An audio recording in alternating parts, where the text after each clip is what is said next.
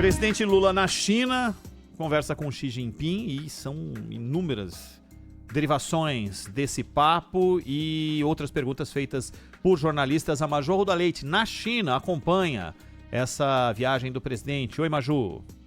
Oi, Ronald, Zaidama, boa tarde a vocês, Boa tarde a todos. O presidente Lula encerra a agenda oficial aqui na China com a assinatura de 36 acordos de cooperação com o governo chinês em diferentes áreas: agricultura, inteligência artificial, ciência e tecnologia, energia e estratégia aeroespacial.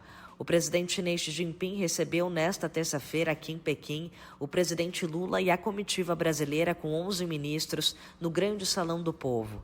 Depois de uma reunião com membros do governo chinês, Lula ressaltou a parceria entre Brasil e China. A relação entre o Brasil e a China nunca foi tão necessária. Há anos, a ordem internacional já demanda reformas profundas. Nos últimos meses, o mundo se tornou mais imprevisível, mais instável e mais fragmentado.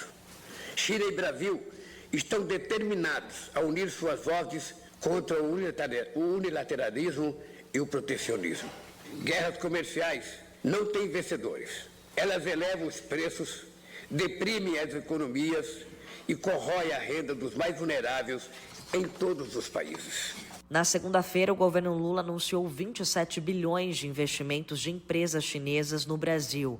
Para o presidente da Apex Brasil, que é a agência de promoção de exportações e investimentos, o Jorge Viana, esses recursos já começam a chegar no país neste ano. Nós sempre vendemos muito para a China vende menos para nós, mas o fluxo começa de 160 bilhões de dólares, mas investimento sempre foi um propósito. Essa missão do presidente Lula com 11 ministros, ela já tem garantido esses 27 bilhões de reais de investimentos que começam este ano de empresas chinesas no Brasil, nas diferentes áreas. É muito amplo, vai desde a área de saúde, muita cooperação para a produção de equipamentos médico-hospitalar no Brasil, para a área do agronegócio e também para a área de serviço. É a maior economia da América Latina, com a segunda maior economia do mundo, a maior da Ásia, que eu acho que vai trazer muitos resultados. Lula e Xi Jinping também assinaram uma declaração conjunta sobre a crise na Ucrânia. Os dois governos defendem um diálogo da Rússia com o país ucraniano. Ao lado de Xi Jinping, Lula também falou sobre os conflitos ao redor do mundo. Os entendimentos comuns entre o Brasil e a China para uma resolução política para a crise na Ucrânia oferecem base para um diálogo abrangente que permita o retorno da paz à Europa. A humanidade se apequena diante das atrocidades cometidas em Gaza.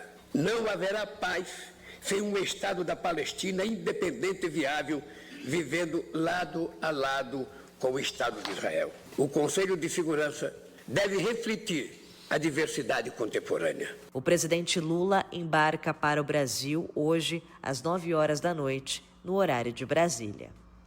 Valeu, Maju, obrigado. O presidente Lula falou que depende de nós, aspas, para o presidente, se seremos grandes ou continuaremos a ser pequenos, isso na relação com os países, e isso foi na cúpula China CELAC, né?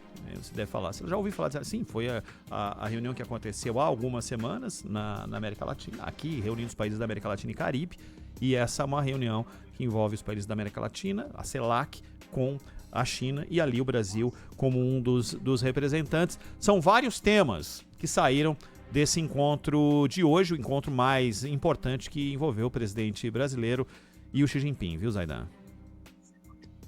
Verdade, Ronald. Cada um desses assuntos aí poderia nos levar a uma conversa, né, de meia hora cada um, pelo menos, né? E são muitos temas importantes. Ucrânia, Gaza, comércio internacional, relação entre os países. E é muito importante que esses assuntos sejam tratados sempre, por todo mundo, com seriedade. E não com frasezinhas de efeito, esse tipo de coisa.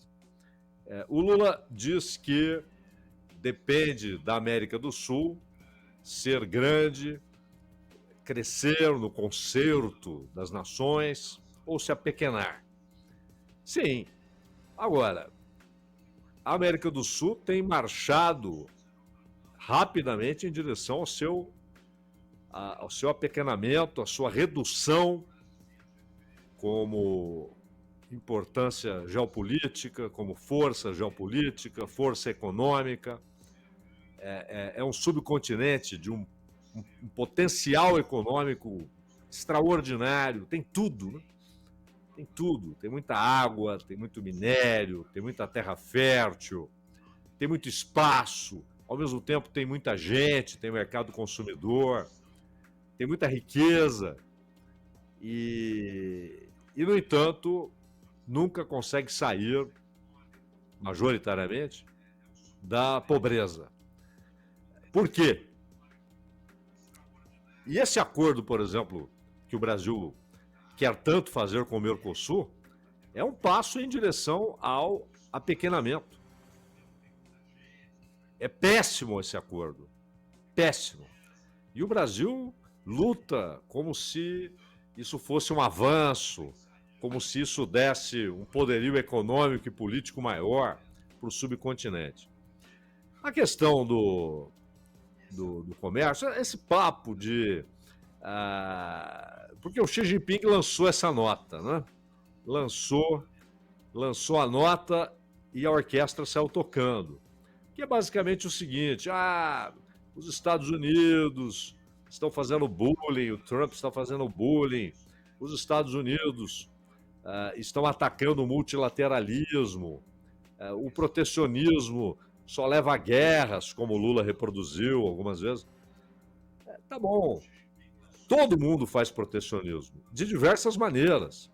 Por exemplo, a China, ela estabelece o limite de valorização da sua moeda de maneira arbitrária, absolutamente arbitrária. E é uma maneira dela proteger a sua capacidade de exportação e os mercados conquistados pela sua indústria.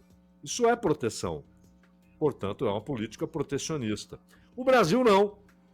O Brasil, desde Fernando Collor de Mello, abriu-se irresponsavelmente. Uma coisa era aquela reserva de mercado que levava à produção de computadores que rapidamente estavam obsoletos e tal. Outra coisa é a abertura como o Brasil fez. Escancarou-se sem contrapartida. E o Lula tem falado muito em multilateralismo, que a China prefere chamar de globalização, e faz mais sentido chamar de globalização. E por que interessa a China? A globalização é a divisão internacional do trabalho e da produção. A globalização é um passo dado pelo imperialismo do capitalismo financeiro. Um sistema do qual a China faz parte, beneficiou-se tremendamente, enriqueceu-se, e não quer que mude. O Brasil não.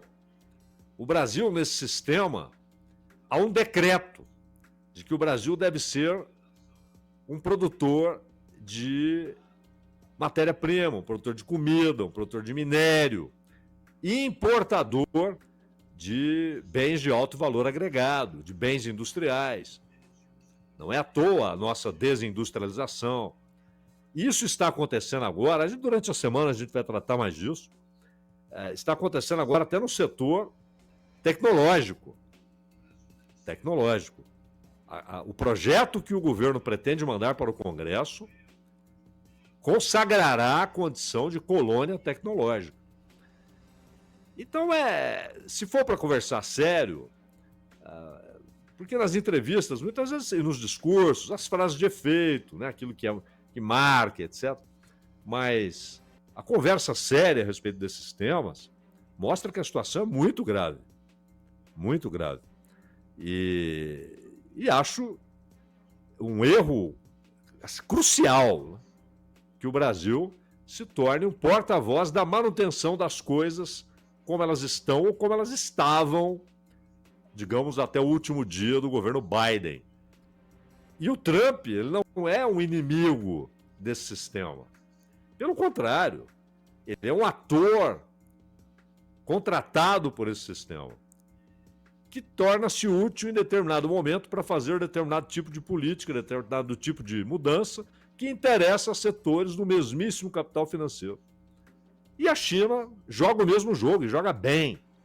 E esse acordo China e Estados Unidos, as torcidas, né? A torcida do Xi Jinping, a torcida do Trump, isso é uma bobagem. Isso é uma bobagem. O acordo é bom para os dois países. Ele é bom para os dois países. E não é que houve um derrotado, né? O Trump conseguiu parte do que ele queria. Isso é indiscutível. Indiscutível. E a China conseguiu reinserir-se no mercado americano. Se, por um lado, isso faz o Brasil perder algumas oportunidades, por outro lado, Ronald, é interessante. Porque se o mercado americano se torna inviável para produtos industriais chineses, os navios simplesmente mudariam de direção. E grande parte dessas mercadorias entrariam aqui, para desespero dos industriais brasileiros, né? Então, o jogo é muito mais complexo do que determinadas frases de efeito, né, Ronald? Frases de efeito, e muitas delas foram ditas ao longo dos últimos dias, algumas de maneira irresponsável e por quem deveria só transmitir o que é notícia de verdade. Mas isso